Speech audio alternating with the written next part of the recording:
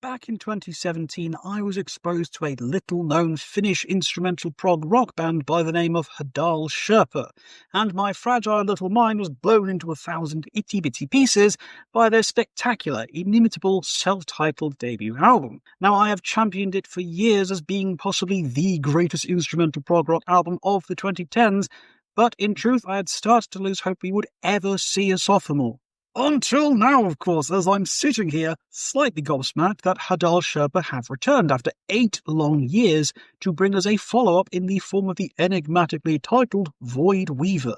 Now, can lightning truly strike twice, or has it been too little too late for these Finnish auteurs?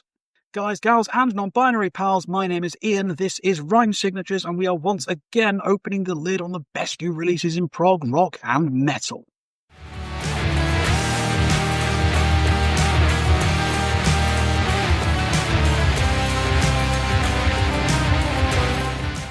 I've always maintained that appreciation and knowledge of Hadal Sherpa is a great entry point into becoming best buddies with little old me.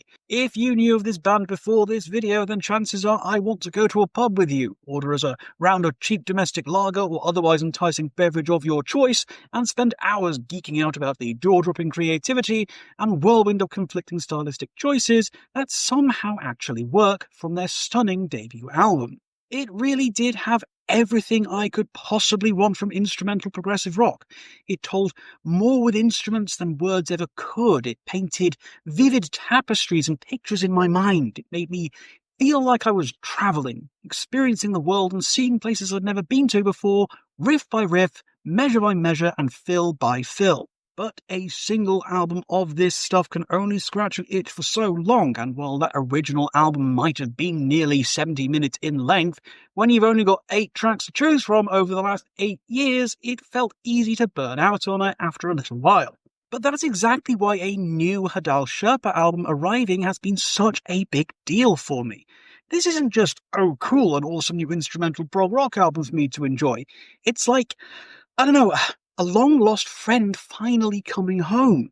You haven't heard hide nor hair from them in what feels like decades, and then they suddenly show up on your doorstep out of bloody nowhere, full of stories to tell and adventures to chronicle, and you find yourself getting ever so slightly emotional at the mere sight of them. Which is precisely where I find myself with these guys. They're back. I'm ready. I will finally have a friend for my little lonely self-titled CD on the rack. And I've been so excited and bathed in the textures and soundscapes that the band was certain to be bringing back to the fold with Void Weaver.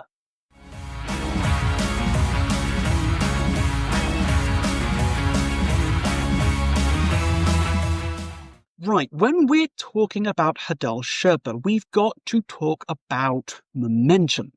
And not just speed or volume or anything like that, not just fast riff go brrr, but momentum. The kind of forward motion that doesn't let up, even when it's whispering instead of shouting. That is the magic trick Void Weaver pulls off. This is music that doesn't stop moving. It just shifts shape and phases as it carries you deeper into its spell. Void Weaver is the kind of record that makes the rest of the world just fall away.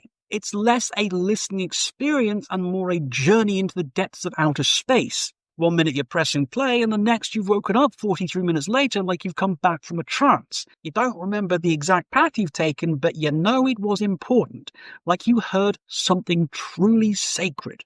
Compared to their expansive self-titled debut, this is shorter, tighter, and more restrained. The debut was a vibrant buffet of textures and tones, jammy stoner rock, jazzy passages, and then out of nowhere a dynamic switch-up that sounded like Pink Floyd ghostwriting a spaghetti western movie soundtrack.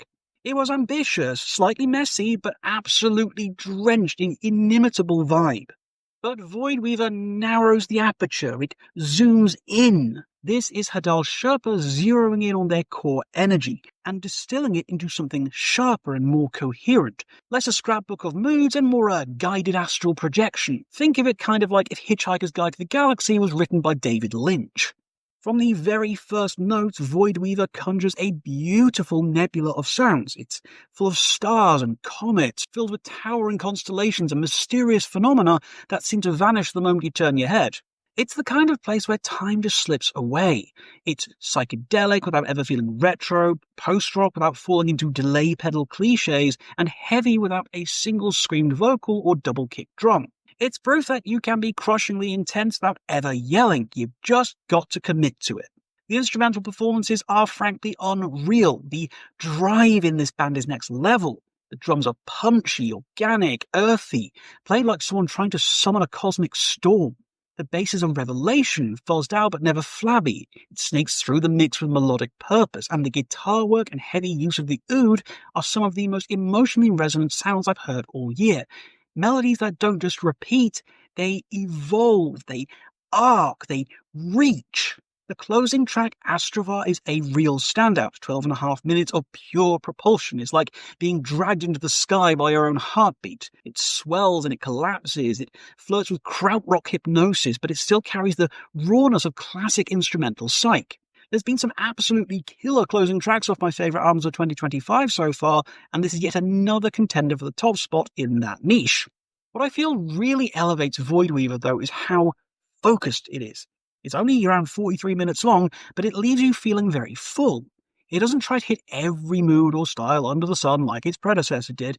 It picks a lane, this windswept, mystic, psych-infused space rock lane, and it owns it. Every track contributes to a singular emotional and sonic atmosphere. It feels like a journey, but one with a star map etched into the grooves. Now, there's obviously a fine line between repetitive and hypnotic, and Voidweaver walks that line with grace. Just when you think a motif might overstay its welcome, the band morphs it, sometimes subtly, sometimes suddenly, and the spell deepens. It's honestly a mesmerizing experience that I want to play over and over again.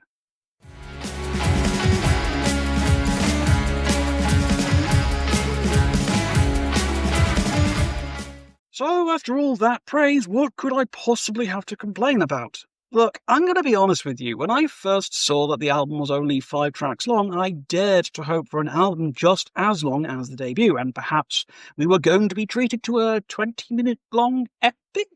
I am a greedy little sausage at the end of the day, so I felt a slight pang of, oh, when I saw it was a mere 43 minutes long. In some ways, it reminded me of how I felt when Neobliviscaris released Citadel in the wake of their debut Portal of I, a much shorter album following in the wake of a massive debut, and all I could think about at the time was, is this all we're getting? Look, I know it sounds ridiculous and definitely ungrateful, but it's been 8 long years, and I was in truth hoping for something maybe a little bit more expansive and all-encompassing, just for the patience I've been showing over the past 8 years. I was also slightly disappointed on first listen that the album didn't really go to all the weird, wacky and wonderful places that the debut did. You never really knew what was coming on that album, and I felt that worked enormously in its favour. Voidweaver is very much a single flavour, and while I've noted earlier just how much I've overall enjoyed this more focused approach to their sound, there was still that little tiny flicker of disappointment on the first listen when I realised that the mood and style on Voidweaver remained fairly consistent throughout the experience. But, look at me here, griping about only getting a couple of mouthfuls of some of the highest quality chocolate ice cream there is when my fat ass is used to a 12-flavour variety sundae. The more I've listened to Voidweaver, the more that my initial disappointment is being curtailed. The band is leaner and meaner this time round, embracing a more simplistic through-line on each song and building on less complicated ideas to make a wall of sound that feels dense and enriched and hypnotic. The truth is, this is far less progressive rock this time around and has more in common with dirgy psych rock bands like Ilion, Dozer, Naxatras, Dr. Mocker and Sugar Horse than it does with the prog rock of yesteryear. Again, though, this might be disappointing for fans of the original who were hoping for the next evolutionary step up from their adventurous, highly technical debut album. End of the day, though, unlike the first record, there is no filler here, no fat to trim, just a lean, focused record that demands you meet it on its own terms. If the debut was a map of possibilities, Voidweaver is the path chosen, and frankly, what a damn good path it is.